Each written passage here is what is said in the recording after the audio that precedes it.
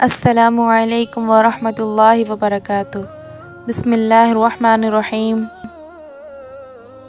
حدیث میں آتا ہے کہ نبی کریم صلی اللہ علیہ وسلم کی موجودگی میں دو آدمیوں نے چھینکا، لیکن حضرت صلی اللہ علیہ وسلم نے ان میں سے ایک کی چھینک پر یرحمک اللہ کہا اور دوسرے کی چھینک پر نہیں کہا۔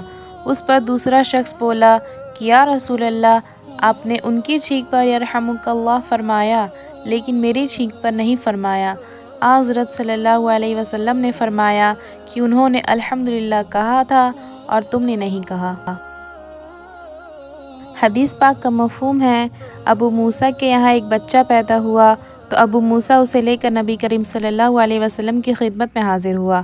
حضرت صلی اللہ علیہ وسلم نے اس کا نام ابراہیم رکھا اور ایک کھجور اپنے دہان مبارک میں نرم کر کے اس کے منہ میں ڈالی اور اس کے لیے برکت کی دعا کی، پھر اسے مجھے دے دیا۔ یہ ابو موسیٰ کی بڑی اولاد تھی۔ ایک روایت میں آتا ہے کہ ام المؤمنین زینب رضی اللہ عنہ کا نام برہ تھا۔ کہا جانے لگا کہ وہ اپنی پاکی ظاہر کرتی ہیں، چنانچہ حضرت صلی اللہ علیہ وسلم نے ان کا نام زینب رکھ دیا۔ حدیث میں آتا ہے کہ ایک صاحب کے یہاں بچہ پیدا ہوا تو انہوں نے اس کا نام قاسم رکھا۔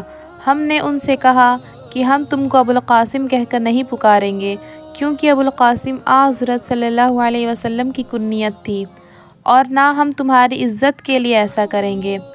ان صاحب نے اس کی خبر حضرت صلی اللہ علیہ وسلم کو دی تو حضرت صلی اللہ علیہ وسلم نے فرمایا کہ اپنے بیٹے کا نام عبد الرحمن رکھ لے۔